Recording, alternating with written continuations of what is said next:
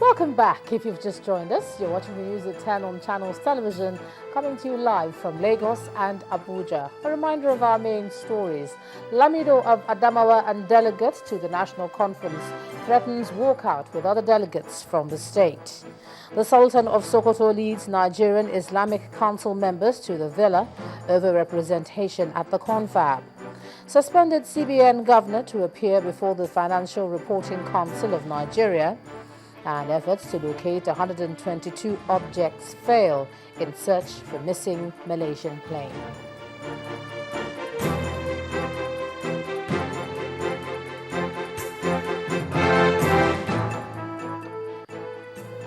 But just a reminder that all our top stories are on our website, ChannelsTV.com, and on YouTube.com/channelsweb. To get us on the move, visit m.channelstv.com to view us live on your mobile device. You can also download the Channels TV app for Android, iOS and Windows phones from their respective stores. Of course, you can interact with the Channels Eyewitness feature on our Android and Windows 8 platforms. So if you have pictures or videos to share with us, tap on the application on your device, swipe to reveal the Eyewitness menu, and follow the instructions to share your reports, pictures and videos. Well, speaking of those pictures, here are some of them that were sent in by our Eyewitness reporters today. They should come up very soon. But all the way from Abuja is this picture of people crossing the highway at Lugbe along Airport Road instead of using the pedestrian bridge.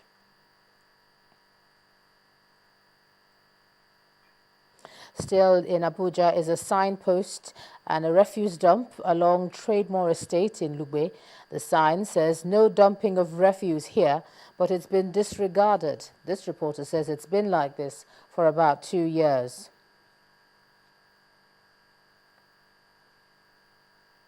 And from Kaduna is this picture of a cripple hanging onto a moving car in Kachia Road. Our Eyewitness reporter says this is a daily habit of the beggars, a risky habit that the law enforcement agency should address.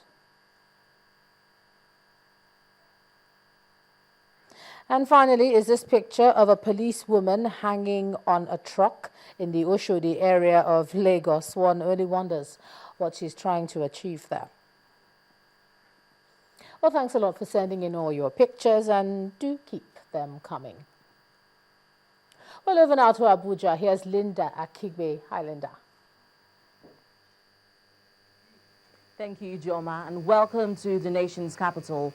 The suspended governor of the Central Bank of Nigeria, CBN, Mr. Lamido Sanusi, is expected to appear before the probe panel of the Financial Reporting Council of Nigeria, FRC, tomorrow. But today, the past Chief Executive Officer of Access Bank, Mr. Aibode Imokwede, and the former Managing Director, CEO of the defunct Intercontinental Bank PLC, Mr. Erastus Akimbola, faced the FRC panel. The FRC says it is investigating related matters arising from transactions and events which impacted on the 2011 and 2012 financial years. Our correspondent Sheung Okinwaloye reports. Elephant Cement House in Ikeja, Lagos State, southwest Nigeria. This is where the Financial Reporting Council office is situated. Early Wednesday morning, at force or seam number, until so many uniform dot every nook and cranny of the premises. Even outside, the security operatives are everywhere, on horseback and vigilantly guarding the entrance. The purpose of their vigilance is simple. The Financial Reporting Council of Nigeria has invited a couple of people for investigation on activities relating to the Central Bank of Nigeria.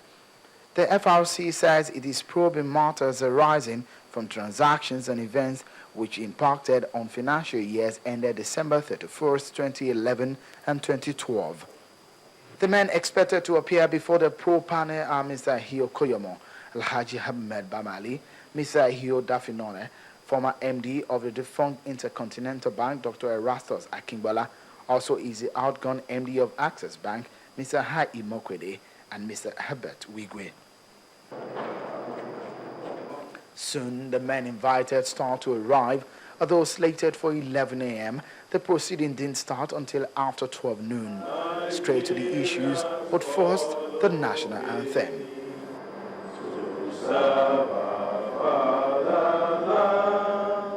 Afterwards, the session commenced in earnest. It is at this time our camera stopped from recording and the doors were shut. Journalists and every other person were to get a sense of the probe, but no one would speak to us.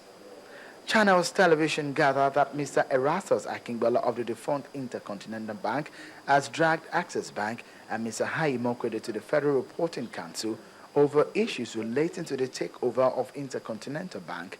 When the proceeding was over, the poll panel and the men facing it won't talk to us. It is expected that suspended Central Bank Governor Mr. Sanusi Lamido Sanusi, alongside the former Deputy Governor of the CBN Mr. Tunde Lemon, will face the poll panel on Thursday morning. Sheung Okimbaloye reporting for Channels Television News. The Central Bank Governor designate Mr. Godwin Emefiele says he would ensure that Nigeria has a strong exchange rate during his tenure. Mr. Emefiele made this known during his screening today by the Senate. The CBN Governor designate, who is confirmed after being grilled by the federal lawmakers for almost 2 hours, ruled out the devaluation of the naira as an option. It's the beginning of a new era in the Central Bank of Nigeria. Barring all unforeseen circumstances, the Managing Director of Zenith Bank, Mr. Godwin Emefiele, is set to be the next CBN Governor. But Mr. Emefiele had to pass through one major hurdle, the screening exercise by the Senate. At the proceedings, Mr. Emefiele lays out his vision for the CBN. We will work very hard to ensure that we achieve macroeconomic stability in the country. Lawmakers then took him up on several issues. Yes, it is true that we've seen the reserves dropping, and it is as a result of what I regard or what I call speculative attack on the naira. The speculative attack is coming as a result of the fact that people think that there will be devaluation as a result of what is happening in the world today, for instance, the tapering. But I think, for me, there is no need for anybody to worry about devaluation, because devaluation is a very devastating action to be taken in the country, particularly because we are an import-dependent country. How or what reforms do you intend to introduce to help boost development of the rail sector? We will try as much as possible to see how we can go into the market, for instance, and raise long-term bonds and debenture. Those funds that we will raise under our intervention, we'll see how we can channel them to some of the companies or institutions in the agricultural sectors. Do you subscribe to the idea that we should make the Central Bank Governor answerable to the representatives of the Nigerian people? It is your call. I have made my request, but the important thing is this: let us take decisions that are in line with best practices. The tenure of a suspended CBN Governor, Mr. Sanusi Lamido, would end in June this year. The new CBN Governor designate has his work cut out for him as he faces a slowly depreciating naira and high inflation. Prison authorities in Kano, northwest Nigeria, seem to be having a hard time managing the congestion of inmates in 2 detention centers across the states. There are currently over 2,000 inmates in the state's prisons, most of whom are under capital punishment. A community report tonight examines the ability of the Kano state government to meet the demands of its increasing prisoners' population. Etisala, now you're talking.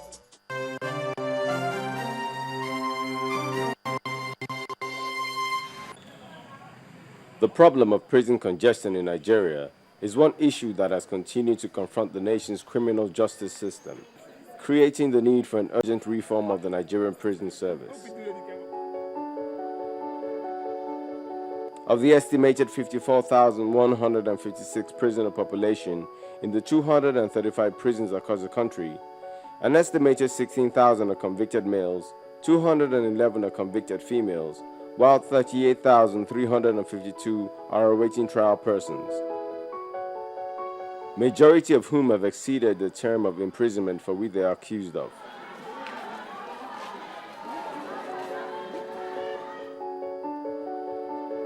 Established in 1910 and 1925 respectively, the Kano Central and Goron Dutse prison are the oldest detention centers across northern Nigeria, a history the Kano State Attorney General knows well.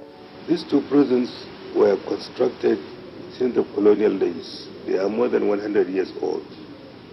I know the central prison was built sometimes around 1910, so more than 100 years ago.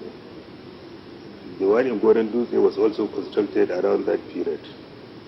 Now, these two prisons were constructed by the then colonial administration when probably the population of Kano was probably not more than 1 million people. Now we have a population of 5 million or more in Kano metropolitan alone. With the increase in population, obviously there will be a corresponding increase in the number of offenses committed. So the truth of the matter is that these prisons are grossly inadequate, and that's why you will continue to have these congestions. Both prisons combined have an approved capacity of 1,358 inmates, with 720 allotted to Kano Central and 638 to Goron Dutse. But as it stands, the current figure in Kano Central is 1,388, while 1,208 occupy Goron Dutse prison.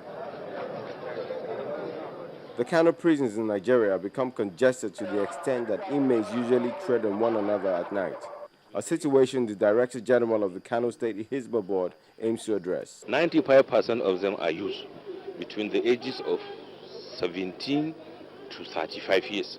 And some of them, if you come and ask them, their offenses are minor.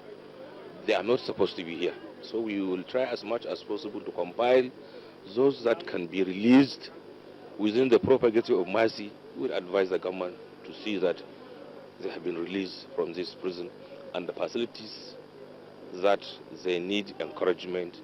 For example, in the tailoring workshop here, they only have 3 sewing machines. We will advise the government to come and see that they have bought enough facilities so that they can be used in the prison premises whenever after their conviction. When they will leave this prison, they will be self-reliant, they will use the experience they stayed here and use it. One of the important rationales for a total overhaul of the prison system is to reposition it to perform its constitutional and expected roles in the society. Again, the Attorney General comments. Prisons are under the exclusive list of our constitution, so only the federal government can construct them or legislate on them. So until the federal government does what is necessary in our circumstance by providing more prisons, particularly in our densely populated towns. Whatever the crime of these prisoners, reforming them in a conducive environment should be top priority of the government, so they do not come out twice as worse than before they went in.